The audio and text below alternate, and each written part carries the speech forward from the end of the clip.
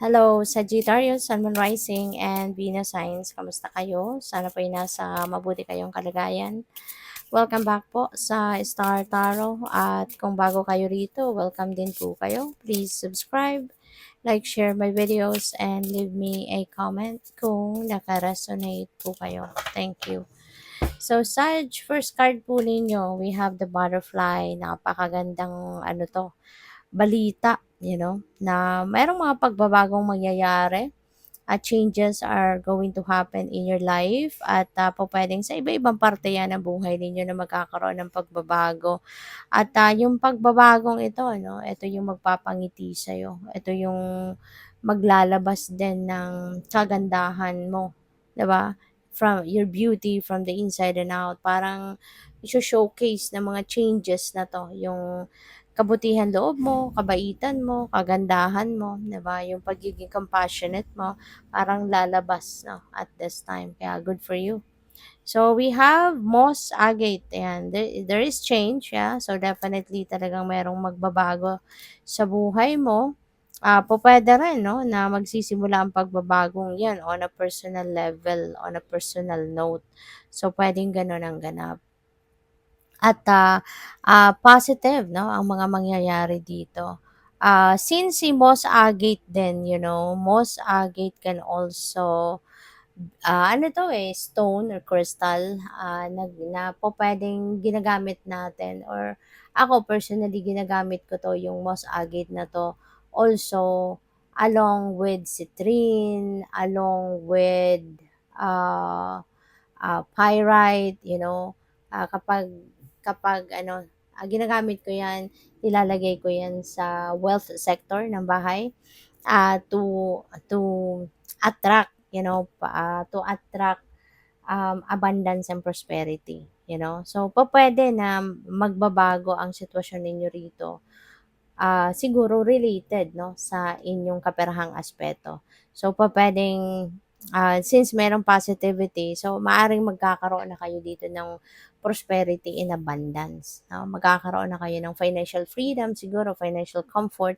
Maaaring isa 'yan sa major areas of life ninyo na pupuwedeng magbago ngayon ang sitwasyon for the better. Kasi merong napipintong positive change, 'no, na mangyayari. Maaaring mas gagaan na ngayon yung takbo ng inyong kaperahang aspeto. So, good for you. At magkakaroon kayo ng from here on siguro sa mga pagbabagong ito, magkakaroon na kayo ng mas mapayapang pakiramdam. You will be at peace. You will be feeling peaceful siguro. Kasi nga, siguro, baka dati ang pinoproblema talaga ninyo ay pera. 'Di ba? So ngayon magkakaroon na ng pagbabago ang sitwasyon niyan sa pangkaperahang aspeto ninyo, kaya mas siguro ngayon mas magiging relax na kayo, mas magiging, mapayapa na yung pakiramdam ninyo.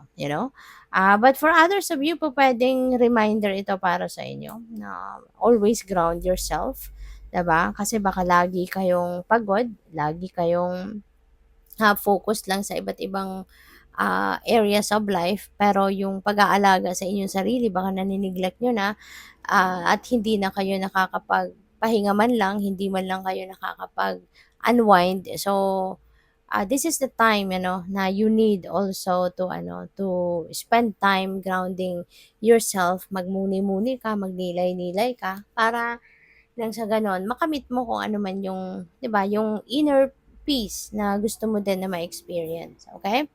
So, tingnan natin kung ano pa ang ganap. And by the way, maraming salamat for subscribing.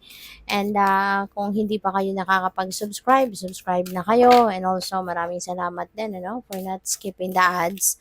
Malaking bagay din yan sa akin. And also, please click the join button sa baba ng video kung gusto niyo na mag-join kayo sa membership. Okay? Salamat po. So, what else?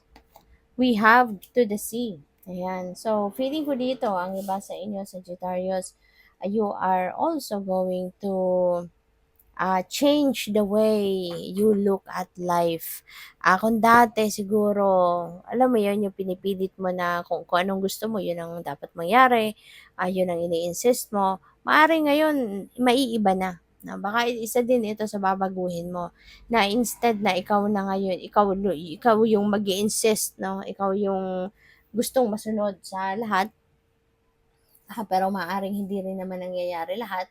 Kaya po puwedeng mare-realize mo dito na I'd rather surrender to the divine, I'd rather surrender to God, 'di ba? Kaya parang susunod ka na lang sa agos ng buhay, mas, gugustuhin mo na lang ngayon na baguhin ang perspective mo, ang how you carry, yourself, yung mga gano'n. At, susunod ka na lang sa agos ng buhay. Makikinig ka na lang sa guidance ng universe at doon ka na lang, isu-surrender mo na lang sa kanya ang lahat, 'di ba? Na parang yun, ikaw ng bahala sa akin Lord, 'di ba? Kung ano yung kaloob mo, yun ang mangyayari. Sige, go, ano na lang, susunod ako sa'yo, yung gano'n. So, thinker, meron din kayo iniisip, 'no? Maaaring malalim ang iniisip ninyo. Pupuwedeng merong pupuwedeng diskarte, na iniisip mo, maaaring nag-i-strategize ka, maaaring you're making plans, for the future, or pupuwedeng you are trying to solve a problem. Depende sa inyong sitwasyon, but malalim, 'no, ang iniisip ng iba sa inyo. So, we have regeneration. Maaaring ito yung iniisip ninyo kung papaano ninyo magagawa ito. Kasi meron tayong transformation, 'di ba? So, regeneration. Parang gusto mong ano, gusto mo talagang bihisan ng bago ang sarili mo, ang buhay mo. Pupuwedeng hindi lang iisang parte ng buhay mo ang babaguhin mo. You know, maaaring gusto mo magkaroon ng parang overhaul, 'di ba? And maybe sisimulan mo 'yan from within you. You know, babaguhin mo na yung takbo ng pag-iisip mo, pupuwedeng babaguhin mo na yung pakikipag-usap mo sa ibang tao, kung papaano ka nakikipag-communicate, ugali, maaaring may mga babaguhin ka.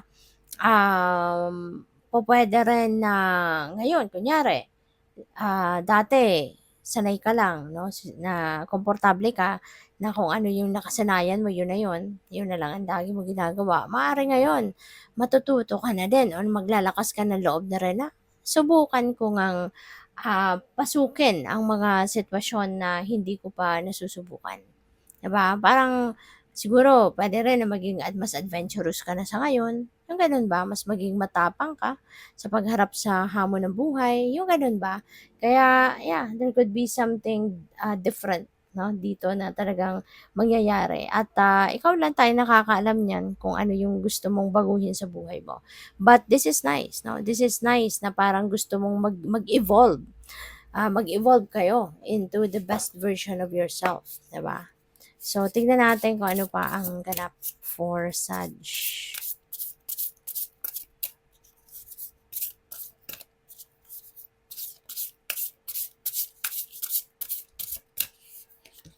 So, we have, Mukite, Jasper. Ang ganda, no? Sobrang colorful, vibrant, and makikita mo, 'di ba? Different colors, napaka-vibrant ito. Parang you are going to, parang nasabi ko kanina na maaring ang iba sa inyo dito is going to try to, ano, get into something na totally new for you, yung bago, yung parang adventure, 'di ba?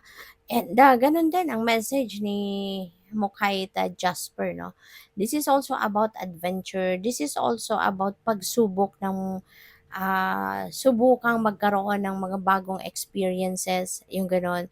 Yung parang you are going to evolve talaga into a new person, yung gano'n.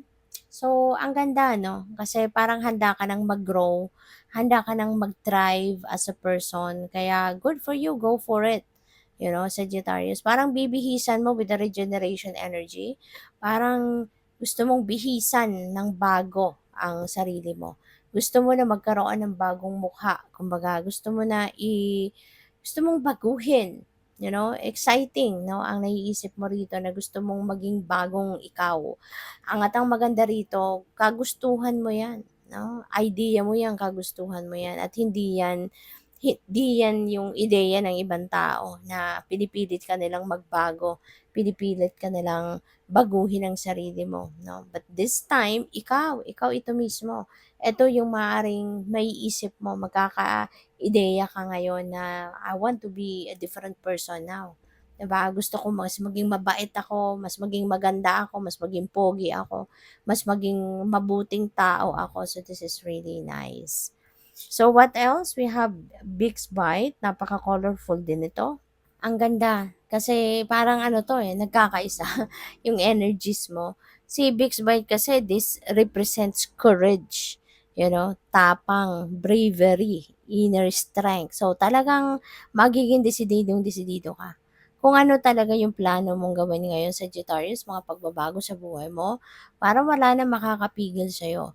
Parang yung 110%, 'no, ang sarili mo ay determinado, sigurado, 'di ba? As in, you're ready to make a change sa buhay mo. Kaya sige lang, go for it, 'no? Exciting ito. At saka Sagittarius, you have a go-getter attitude, 'di ba? Kaya talagang kung ano man itong naiisip ninyo, sigurado ako na hindi mo yan titigilan, na hindi mangyari. Hindi mo titigilan yan na hindi mag-come to fruition. Kasi ganun kayo, very ano yan sa inyo, natural ang pagkakaroon ng go-getter attitude. Kaya sige, go for it. This is really very exciting period sa buhay mo. And with the Lepidolite energy, maganda rin ito kasi despite the passion na na mararamdaman ninyo, despite na kagustuhan ninyong baguhin ang buhay ninyo, baguhin ang sarili ninyo, ang sitwasyon ninyo for the better, despite that drive na nararamdaman ninyo, kalmado ka, magiging kalmado ka. Kasi ayaw mo na magkamali ka. Ayaw mo dito na basta-basta kang tatalon into something na hindi mo pinag-isipan, hindi mo pinagplanuhan. Kaya magiging ano dito yung ano mo, very matured, no, ang approach mo sa change na to na gagawin mo sa sarili mo. Dahan-dahan, isa-isa, one at a time, kumbaga hindi yung lahat pagsasabay-sabayin mo, 'di ba? Hindi kasi parang gusto mong i-savor ang bawat gagawin mo, you want to savor that journey, no? Yung mga pagbabagong ito. Hindi ito yung sabay-sabay, sige, all at once, no? Babagsak, hindi. You are going to focus on one step at a time. Talagang gusto mong i-savor ang bawat galaw, ang bawat area of life na gusto mong baguhin, gusto mong i-savor yung change, no, na gagawin mo. So, sobrang napi-pick up ko dito sa Sagittarius, parang you have grown to be a very matured person na, no? So, congrats. Good luck and thank you for watching Love and Light. Namaste.